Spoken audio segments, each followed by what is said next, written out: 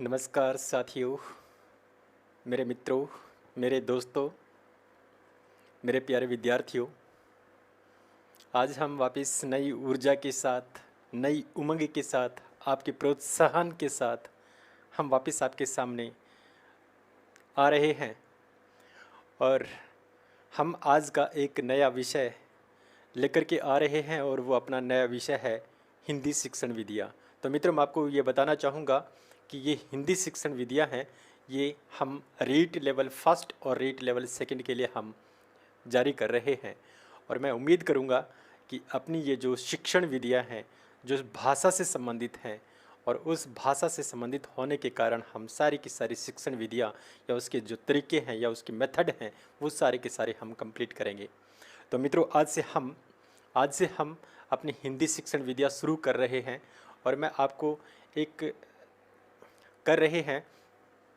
इसी के साथ मैं आपसे यह भी बताना चाहूँगा कि आपके जो भी साथी हैं या आपके जो भी मित्रगण हैं, अगर वो मित्रगण इस शिक्षण विधियों से वंचित रह जाएं, तो मित्रों मैं आपसे एक अनुरोध करूँगा कि आप अपने साथियों से बोल कर के इस चैनल के प्रति जोड़ने का प्रयास करना या इस चैनल से जोड़ने का प्रयास करना।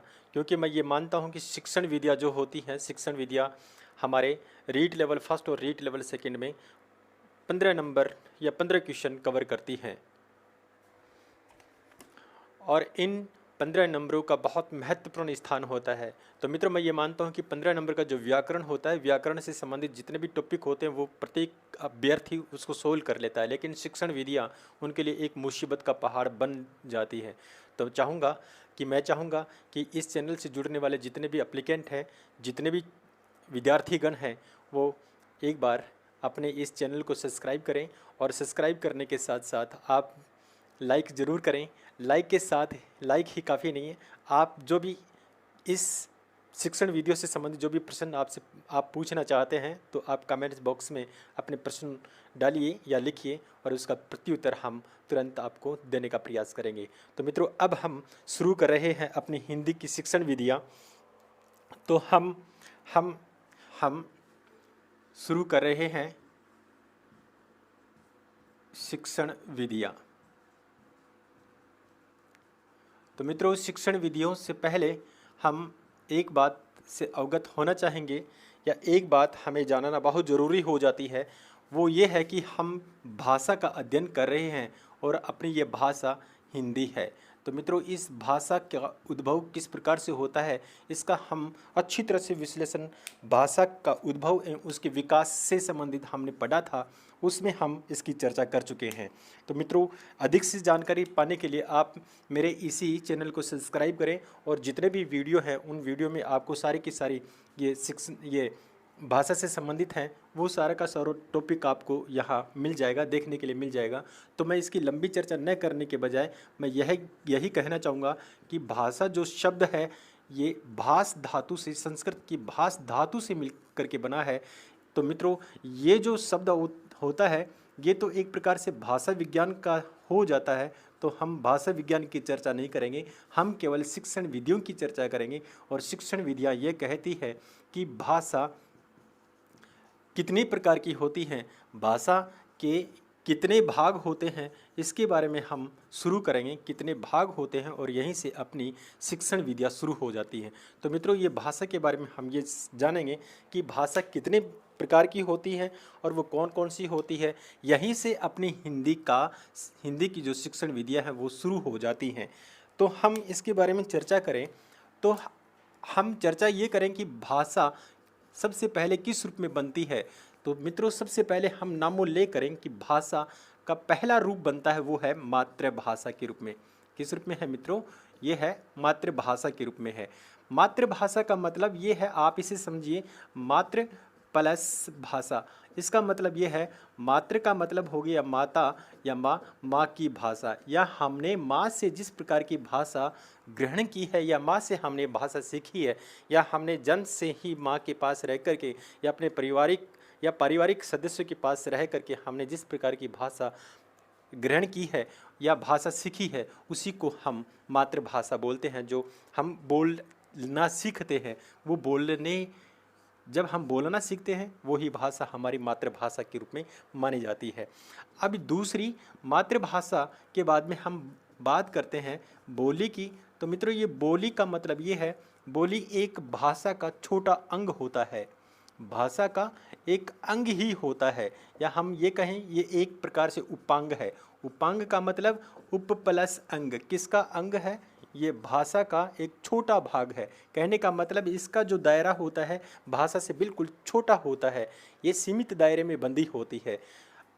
अगला आता है, अगली भाषा आती है, वो है प्रादेशिक भाषा। वो है प्रादेशिक भाषा।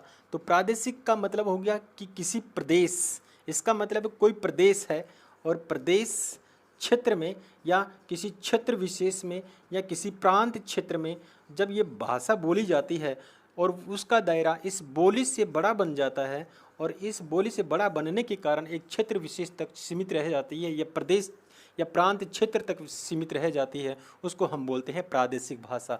जैसे हम राजस्थान प्रांत के रहने वाले हैं और राजस्थान प्रांत में एक राजस्थानी भाषा का प्रयुक्त होता है, वैसे ही गुजरात में गुजराती का प्रयोग होने लग गया, हरियाणा में हरियाणवी। इस प्रकार से जितने भी प्रांत हैं उन प्रांतों में एक भाषा का व्यवहार होता है, वही एक प्रकार से प्रादेशिक भाषा बन जाती है। ऐसे ही भाषा का अगला रूप बनता है, वो है राजभाषा। तो मित्रों ये राजभाषा का मतलब है कि राज्य सरकार या राज्य के जो भी राजकार्य होंगे या सरकारी कार्य होंगे वो केवल इसी भाषा में होंगे, और यही भाषा राजभाषा के रूप में आज हमारे संविधान में हिंदी को स्वीकार कर लिया गया है और हिंदी ही हमारे संविधान में राजभाषा के रूप में है, जो 14 नवंबर 1949 को इसको दर्जा दिया गया था, राजभाषा का दर्जा दिया गया था। और इसमें कहा गया कि हिंदी ही हमारी राजभाषा होगी, इसलिए हिंदी राजभाषा होने की वजह से हम 14 नवंबर को हिंदी दिवस के रूप में मनाते हैं। फिर अगली भाषा आती है अपनी राष्ट्रभाषा। तो राष्ट्रभाषा का मतलब होता है किसी देश से जुड़ी हुई भाषा ही राष्ट्रभाषा कहलाती है, या हम ये कहें कि एक देश में निवास करने वाले जितने भी नागरिक हैं वो सारे के सारे नागरिक केवल एक ही भाषा का व्यवहार करेंगे, उसे ही हम राष्ट्रभाषा के नाम से जानेंगे। राष्ट्रभाषा वही है, जैसे हम अपने देश की बात करते हैं तो जितने भी अपने देश के निवासी हैं वो केवल एक भाषा का व्यवहार करेंगे और वो व्यवहार अपने हिंदी के रूप में निकलता है। तो इस प्रकार से हमारी भाषा के ये रूप बनते हैं, एक है मातृभाषा, फिर बोली, फिर प्रादेशिक भाषा, फिर राजभाषा, फिर है अपनी राष्ट्रभाषा। तो हम ये कह सकते हैं कि हमारी भाषा के 5 रूप बाहर निकलते हैं या भाषा के 5 प्रकार बाहर निकलते हैं। तो ये तो है एक प्रकार से एक बेसिक नॉलेज हो गया कि भाषा के बारे में हम किस प्रकार से इनके रूप निर्धारित करते हैं, या इसके अंग या अंग नहीं बोल सकते, हम ये कहेंगे कि भाषा की ये 5 प्रकार बनते हैं जो हम इसको देख चुके हैं। अब हम बात करते हैं अपनी मुख्य बिंदु की। अपना मुख्य बिंदु यही है मित्रों कि भाषा शिक्षण या शिक्षण विधियों को पढ़ रहे हैं, और शिक्षण विधियों में हम क्या पढ़ रहे हैं मित्रों? हम पढ़ रहे हैं पूर्व पीठिका पढ़ रहे हैं। पूर्व पीठिका का मतलब हमें उसका थोड़ा सा बेसिक नॉलेज होना आवश्यक होता है, ये बेसिक नॉलेज शुरू होता है। अब बेसिक नॉलेज में यह भी शामिल हो जाता है कि भाषा की मुख्य विशेषताएं क्या क्या होती हैं, भाषा की मुख्य विशेषताएं क्या होती हैं। तो मित्रों यही बात हमारी सबसे महत्वपूर्ण बन जाती है, और कई बार यही कंपटीशन एग्जाम में प्रश्न पूछ लिया गया है कि भाषा की मुख्य विशेषताएं क्या होती है या भाषा के लक्षण क्या होते हैं, यह भी इस प्रकार से पूछ लिया जा सकता है, या भाषा के अभिलक्षण क्या होते हैं। तो मित्रों इस प्रकार के प्रश्न हमारे कंपटीशन एग्जाम में बहुत महत्वपूर्ण बन जाते हैं, तो इनके ऊपर हमें गौर करना है। तो यहीं से अपनी हिंदी की शिक्षण विधियाँ यहाँ से शुरू हो जाती है मित्रों। अब हमें देखना है कि भाषा की विशेषताएं क्या क्या होती है, यही हमारा आज का अध्ययन बिंदु है। तो मित्रों हम इसकी चर्चा करेंगे। भाषा की जो मुख्य विशेषताएं हैं, वैसे बहुत सारी विशेषताएं हैं, उनकी चर्चा बहुत कम की जाती है, लेकिन हम जितनी भी विशेषताएं हैं जो भाषा विज्ञान में दी गई है उन सारी की सारी विशेषताओं को हम यहाँ अभिलेख करेंगे या हम उसको जानने का प्रयास करेंगे, ताकि कंपटीशन एग्जाम में किसी भी प्रकार का प्रश्न हमसे पूछ ले, इससे संबंधित किसी भी प्रकार का प्रश्न पूछ ले, वो हम तुरंत सोल्व कर सकें।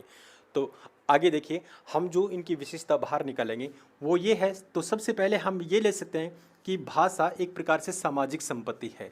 भाषा क्या है मित्रों? ये भाषा एक प्रकार से सामाजिक संपत्ति है, और सामाजिक संपत्ति का मतलब ये है कि किसी एक व्यक्ति विशेष तक ये सीमित नहीं है, एक व्यक्ति विशेष तक सीमित नहीं है। इसलिए हम ये कह सकते हैं कि व्यक्तिक नहीं है, ये व्यक्तिक नहीं है, ये समाज की संपत्ति है, या समाज ही भाषा का निर्माण करता है, या समाज में रहने वाले जितने भी नागरिक हैं, जितने भी सदस्य हैं, जो आम जितने भी आदमी हैं, उन सभी से मिलकर के एक समाज का निर्माण होता है। और समाज में जिस प्रकार की भाषा का व्यवहार होता है, उस व्यवहार को लेकर के ही हम कह सकते हैं कि भाषा जो भी होगी वो समाज की ही संपत्ति होगी, किसी व्यक्ति विशेष तक ये सीमित नहीं रहेगी।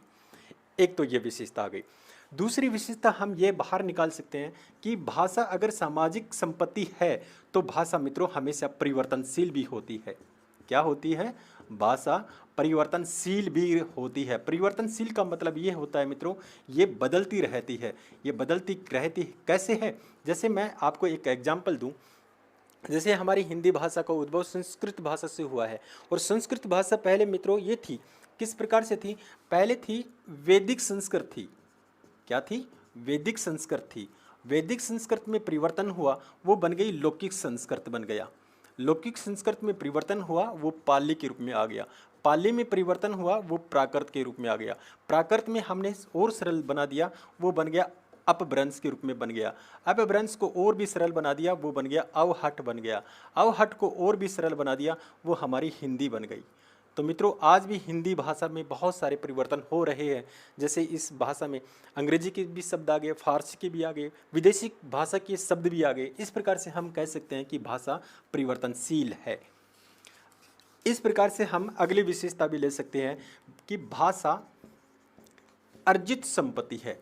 अर्जित संपत्ति का मतलब मित्रों, अर्जित संपत्ति है, अर्जित का मतलब है मित्रों भाषा को हम ग्रहण करते हैं।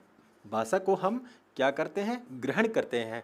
हम अपने माता पिता से भाषा को ग्रहण करते हैं, हम अपने समाज से भाषा को स्वीकार करते हैं, या हम ये कहें कि भाषा हम ग्रहण करते हैं, हम अर्जन करते हैं भाषा का, या हम ये कहें कि भाषा अर्जित संपत्ति है, या फिर हम ये कहें भाषा वंशानुगत नहीं है।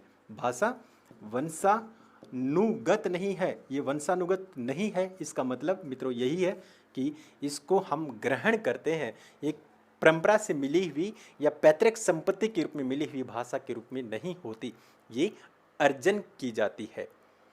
अगली विशेषता ये है मित्रों, 4 नंबर पे हम लेके आए हैं। 4 नंबर की जो विशेषता है मित्रों बहुत महत्वपूर्ण बन जाती है, और कई बार कंपटीशन एग्जाम में हमसे पूछ भी लिया गया है कि भाषा क्या परंपरागत है? भाषा परंपरागत है। तो अगली विशेषता हम भाषा के बारे में यही निकाल सकते हैं, और यही बात हमसे कई बार कंपटीशन एग्जाम में पूछ लिया गया है। तो हम भाषा की विशेषता में यह भी शामिल कर सकते हैं कि भाषा परंपरा से चली आ रही एक प्रक्रिया है। तो हम यही विशेषता इसमें शामिल कर सकते हैं। अगली विशेषता मित्रों ये है 5 नंबर पे हम लें। 5 नंबर पे हम ले सकते हैं भाषा हमेशा किससे? भाषा अनुकरण के माध्यम से सीखी जाती है। किसके माध्यम से? अनुकरण से। अनुकरण से सीखी जाती है।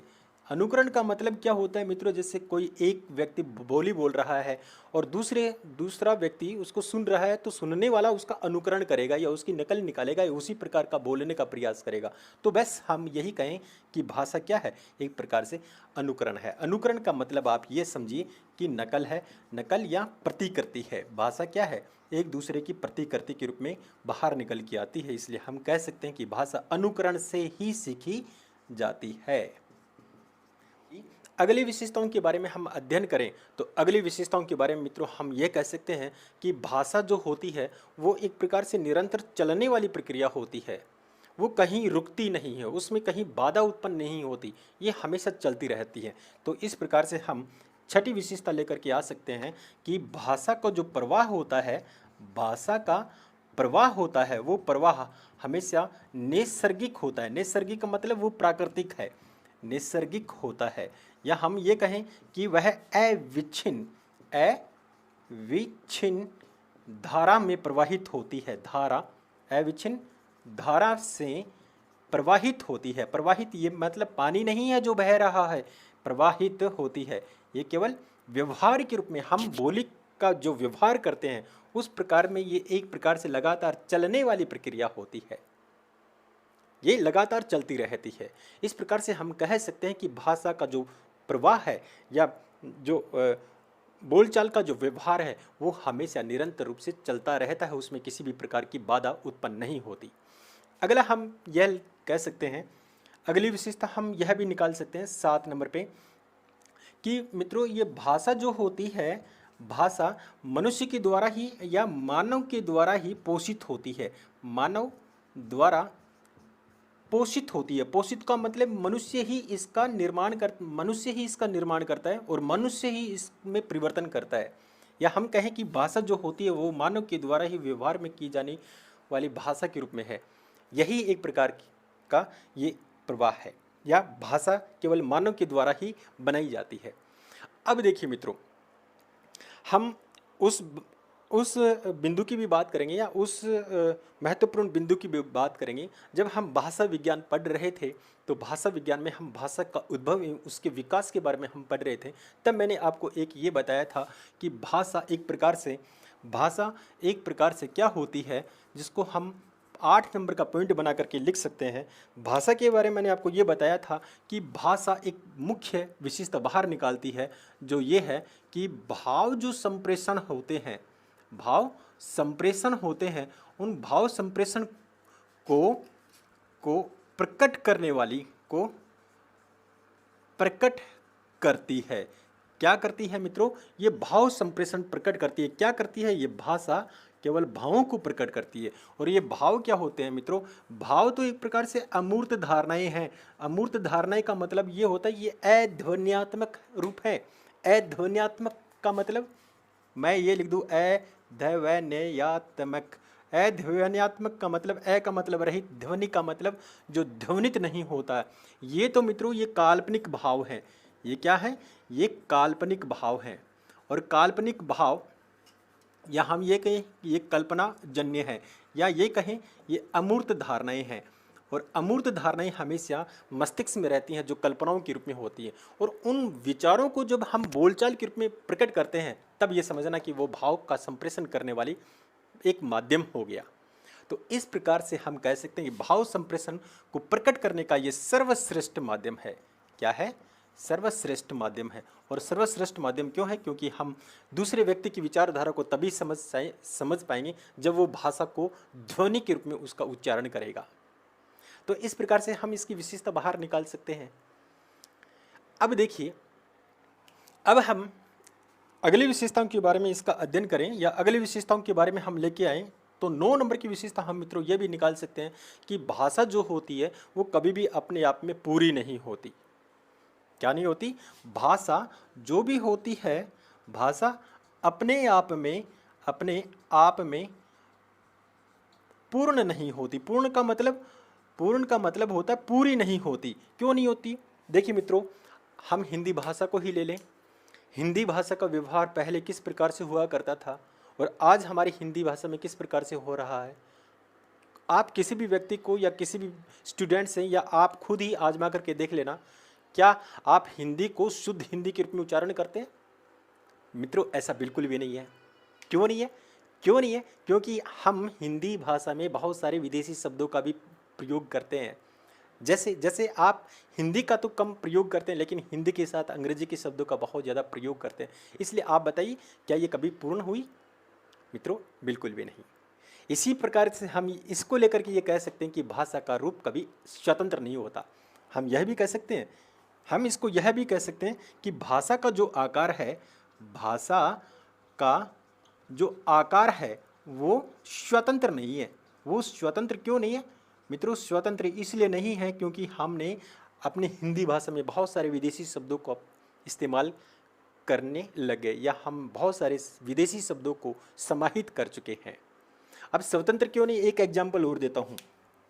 एग्जाम्पल मेरा ये है कि देखिए मित्रों, 94 से पहले तक की जितने भी हिंदी माध्यम से पुस्तकें आया करती थी, उन हिंदी माध्यम में हम ए को इस आज तो हम इस ए को इस प्रकार से लिखते हैं, लेकिन पहले इस ए को इस प्रकार से लिखते थे। कुछ कुछ दिन, एक लेटेस्ट एग्जाम्पल और दे रहा हूँ। एक हमारी हिंदी में ये जह हुआ करता था, आज इसी जह में हमने परिवर्तन कर दिया और इसको हम इस प्रकार से लिखने लग गए। इसको भी छोड़िए आप, ये अणय है, ये अणय था। ये क्या था मित्रों? ये अणय था, ये रै नहीं, ये अणय है, ये रणय है। आज हम इसमें परिवर्तन कर दिया और हमने इसको इस प्रकार से लिखने लग गए। तो इस प्रकार से हम कह सकते हैं कि भाषा अपने आप में कभी पूरी नहीं हो सकती, उसमें बदलाव होता रहता है। भाषा का आकार बिल्कुल भी कभी स्वतंत्र नहीं होता, बिल्कुल भी नहीं होता। तो इस प्रकार से हम इसकी विशेषता बाहर निकाल सकते हैं। इसके अलावा हम और भी बात करें, इसी को लेकर के हम बात करते हैं। बात ये करें कि भाषा का जो रूप आकार होता है, 10 नंबर की हम विशेषता ये बना सकते हैं कि भाषा की जो सीमा होती है, भाषा की जो भौगोलिक सीमा होती है, भौगोलिक सीमा निश्चित होती है। ये क्या है मित्रों? निश्चित होती है। ये बिल्कुल प्रामाणिक है कि आज हम राजस्थानी भाषा का प्रयोग कर रहे हैं। मान लो राजस्थानी भाषा का एक भौगोलिक दायरा है, गुजराती भाषा का एक भौगोलिक दायरा है। तो इस प्रकार से हम कह सकते हैं कि भाषा का जो दायरा होता है वो भौगोलिक सीमा में बंधा हुआ है। या हम ये कहें कि हमारा जो भारत प्रांत है, ये भारत देश है, इस भारत देश में केवल बहुत सारी बोलियाँ बोली जाती हैं। हम हिंदी की ही बात करें तो हिंदी क्या चाइना में बोली जाती है? तो हम इस प्रकार से कह सकते हैं कि हाँ, प्रत्येक भाषा का एक भौगोलिक दायरा सीमित रहता है, इसलिए हम भाषा की विशेषता यह भी निकाल सकते हैं। अब देखिए अगली विशेषता हम ये लें, अगली विशेषता हम भाषा की यह भी निकाल सकते हैं कि प्रत्येक भाषा होती है या जो भी भाषा होती है मित्रों, दोस्तों, ये भाषा जो भी होती है वो हमेशा पहले तो हमें जटिल लगती है। जटिल का मतलब कठिन लगती है। पहले तो इसका रूप होता है कठिन। अब कठिन से ये हमेशा सरलता की ओर बढ़ती है। क्या? पहले तो हमें जटिल लगती है या कठिन बनती है और उसके बाद में सरलता की ओर और जाती है। तो मित्रों, इस प्रकार की जो विशेषता हम भाषा में मुख्य रूप से बना सकते हैं। तो यही हो गया, भाषा हमेशा कहाँ से पहले तो जटिल बनती है। जैसे संस्कृत को ही ले लो, जैसे वैदिक संस्कृत था, वैदिक संस्कृत जटिल भाषा थी, उसमें सरलतम रूप वैदिक संस्कृत ने दे दिया। वैदिक संस्कृत से सरलतम रूप पाली में आ गया। तो इसी प्रकार से हम कह सकते हैं, इस विशेषता को बना सकते हैं कि भाषा जटिलता से सरलता की ओर बढ़ती है। अब और विशेषता हम बना सकते हैं, बहुत सारी विशेषता हम इसमें बना सकते हैं। जैसे एक विशेषता और बना रहा हूँ, 12 नंबर की विशेषता और हम बना सकते हैं। हम भाषा की जो संरचना होती है, इसके बारे में मित्रों मैं पहले भी बता चुका हूँ। भाषा की जो संरचना होती है, संरचना का मतलब ये होता है मित्रों, भाषा का प्रत्येक कोई ना कोई एक भाषा क्यों ना हो, उसका कोई ना कोई व्याकरण ग्रंथ होता है। क्या होता है? उसका व्याकरण ग्रंथ होता है। इसलिए हम कह सकते हैं कि भाषा की जो संरचना होती है वो दूसरी भाषा से बिल्कुल अलग रहती है। दूसरी भाषा की संरचना से, भाषा की संरचना से अलग रहती है। ये कैसे? क्योंकि संस्कृत का व्याकरण अलग है, संस्कृत का तरीका अलग है। या हम ये कहें कि हमारी हिंदी भाषा अलग है और अंग्रेजी भाषा अलग है, इस प्रकार से उनकी ग्रामर भी अलग है या उसका व्याकरण भी अलग है। इस प्रकार से हम कह सकते हैं कि भाषा की जो संरचना होती है वो दूसरी भाषा से बिल्कुल अलग रहती है। तो इस प्रकार से हम एक विशेषता और निकाल सकते हैं, बहुत सारी विशेषता हम निकाल सकते हैं। वो क्यों निकाल सकते हैं? देखिए मित्रों, हम भाषा विज्ञान से जुड़े हुए हैं, क्योंकि मैं ये मानता हूँ कि मैं भाषा विज्ञान को अच्छी तरह से जानता हूँ और भाषा विज्ञान में ये सारी बातें हम निकाल सकते हैं। किसी भाषा में इस प्रकार की विशेषताएं हम बाहर निकाल सकते हैं। तो इस प्रकार से हम और भी निकालें। जैसे मैं ये कह दूँ कि हाँ, भाषा पहले तो उच्चारित की जाती है। एक मुख्य विशेषता और बना लेते हैं, एक विशेषता और बना लेते हैं हम कि भाषा को पहले हम उच्चारण के रूप में लिखते हैं, वो प्रधान है। भाषा या अगली विशेषता हम ये कहें, भाषा पहले तो क्या होती है मित्रों? पहले तो ये उच्चारित होती है। क्या होती है? उच्चारित होती है। इसका मतलब पहले तो हम भाषा को उच्चारण करना सीखेंगे, एक बात। उसके बाद में अगर वो उच्चारण करना सीख गया तो उच्चारण करने के बाद में वो लिखना शुरू करता है। क्या करता है? वो लिखना शुरू करता है। तो इसका मतलब ये हो गया कि भाषा का जो रूप, उच्चारण करने वाला जो रूप होता है, ये प्रधान होता है। ये क्या हो गया? ये प्रधान रूप हो गया। और जो लिखने की जो प्रक्रिया है, या भाषा को जब लिखा जाता है, लिखने वाला प्रधान नहीं होगा, तब वो बन जाएगा गौण। गौण का मतलब पहले क्या चीज़ बनी, इसका मतलब ये है कि पहले क्या चीज़ बनी है। तो मित्रों, पहले तो भाषा का व्यवहार हुआ है, ध्वनि के रूप में उसका उच्चारण हुआ है, और उसके बाद में क्या हुआ है? उसके बाद में हुआ है उन ध्वनियों को लिखा गया है। तो इसलिए हम कह सकते हैं कि उच्चारण करने का तरीका है वो पहले प्रधान बना, या पहले वो प्रमुख माना जाएगा, और उसके बाद में हम लिखने की प्रक्रिया को प्रमुख मानेंगे। तो इस प्रकार से मित्रों, हम भाषा की बहुत सारी विशेषताएं इस प्रकार से हम आपके सामने पेश कर सकते हैं, या हम इस प्रकार से पढ़ते हैं। तो मित्रों, मैं ये कहूँगा कि एक बार इसका स्क्रीनशॉट लें ताकि आपको कहीं दिक्कत ना हो।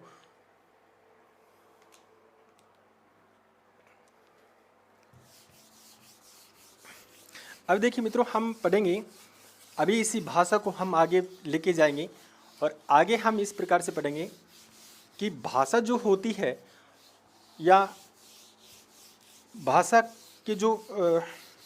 की जो प्रक्रिया होती है, उसी प्रक्रिया को हम समझेंगे कि भाषा कैसे सीखी जाती है, या बालक जो होता है, मतलब मैं अब उसकी चर्चा करूँगा कि हम शिक्षण विद्या पढ़ रहे हैं, और शिक्षण विधियों में मुख्य रूप से हिंदी की शिक्षण विद्या पढ़ रहे हैं। हम कौन से लेवल की बात कर रहे हैं मित्रों? हम शिक्षण विधियों में लेवल 1 से लेकर 5वीं कक्षा तक की बात कर रहे हैं, और दूसरा लेवल हमारे सामने 5वीं से लेकर के 8वीं कक्षा तक के लेवल की बात कर रहे हैं।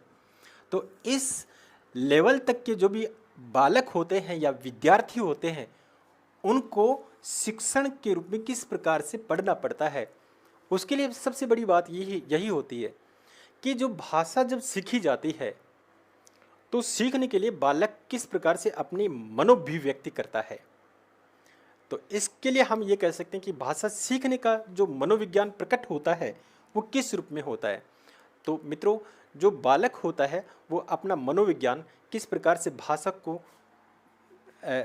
भाषा में किस प्रकार से अपनी मनोभिव्यक्ति लागू करता है। तो उसके लिए हम ये कह सकते हैं कि भाषा को सीखने के लिए बालक या विद्यार्थी या छात्र या छात्रा, या हम विद्यार्थी कहें या बालक कहें या बालिका कहें, सभी एक हैं। बालक का मनोविज्ञान क्या कहता है? तो मनोविज्ञान ये कहता है मित्रों, मनोविज्ञान यह कहता है कि जब बालक पढ़ना शुरू करता है, या माफ़ी चाहूँगा, जब धीरे धीरे बड़ा होता है, या विद्यार्थी धीरे धीरे बड़ा होता है, तो मित्रों ये स्वाभाविक है कि वो बोलता भी है, वो सुनता भी है, और फिर वो लिखना भी सीख जाता है। तो हम उसके लिए कहें कि बालक जो बड़ा होगा, तो उसकी ज्ञानेंद्रियाँ हैं, क्या है? उसकी ज्ञानेंद्रियाँ हैं, वो सक्रिय होने लगती हैं। क्या होने लगती हैं? सक्रिय होने लगती हैं।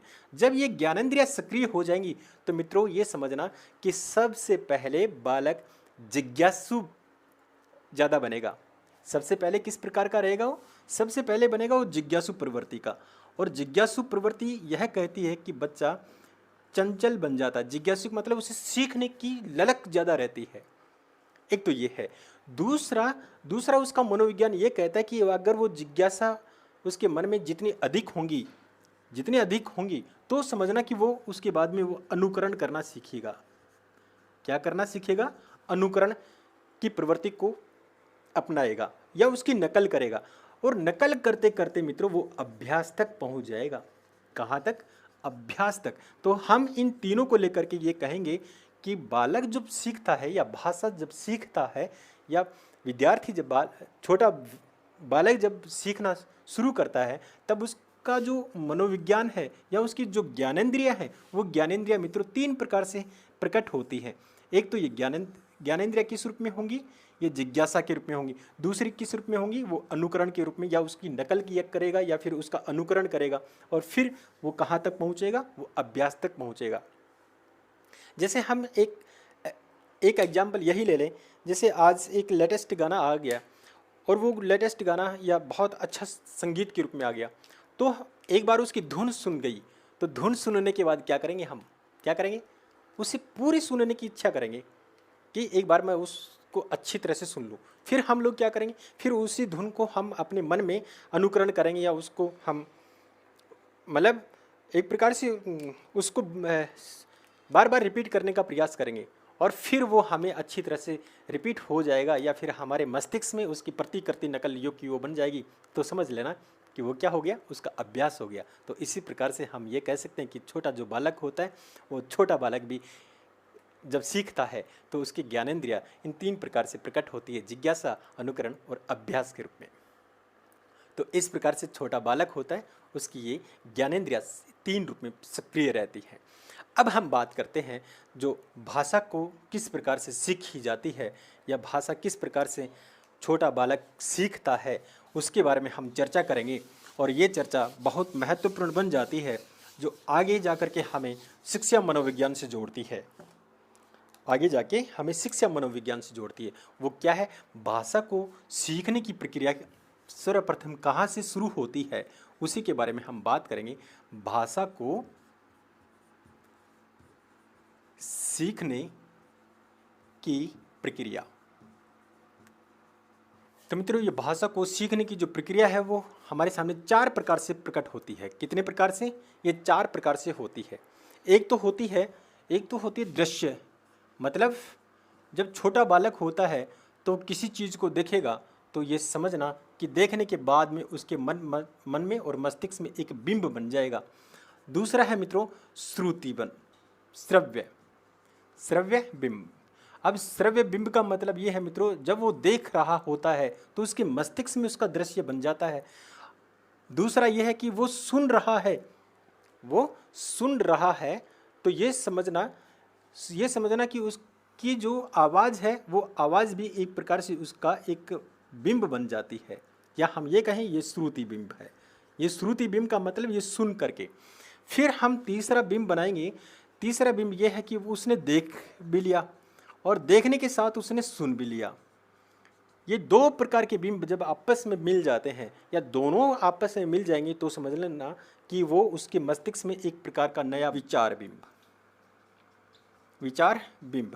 अब विचार बिंब का मतलब ये है कि हम किसी छोटे बालक को भी देख ले सकते हैं। छोटे बालक का ही हम यहाँ एग्जाम्पल देंगे। जैसे हम कहें छोटा बालक है और वो किसी वस्तु को देख लिया, जैसे इसी कलम को देख लिया या इसी पेन को देख लिया, तो उसने देखने के बाद देखने के बाद उसके मस्तिष्क में ये बिंब बन गया कि इस प्रकार की आकृति थी। अब फिर हमने कहा कि नहीं बेटा, इसको मत छेड़, इसको मत उठा, ये पेन है। उसने सुन भी लिया और उसने देख भी लिया, तो इन दोनों का एक प्रकार से बिंब बन गया।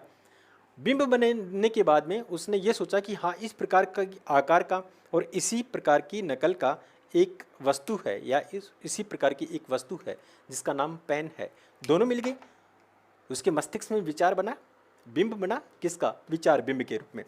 अब फिर ये विचार बिंब कहाँ तक पहुँचाता है, विचार बिंब पहुँचाता है भाव तक पहुँचाता है, या हम ये कहें ये भाव बिंब बन जाता है। भाव बिंब कब बना भाव बिंब मित्रों, ये 3 प्रकार के जो बिंब हैं हमारे सामने।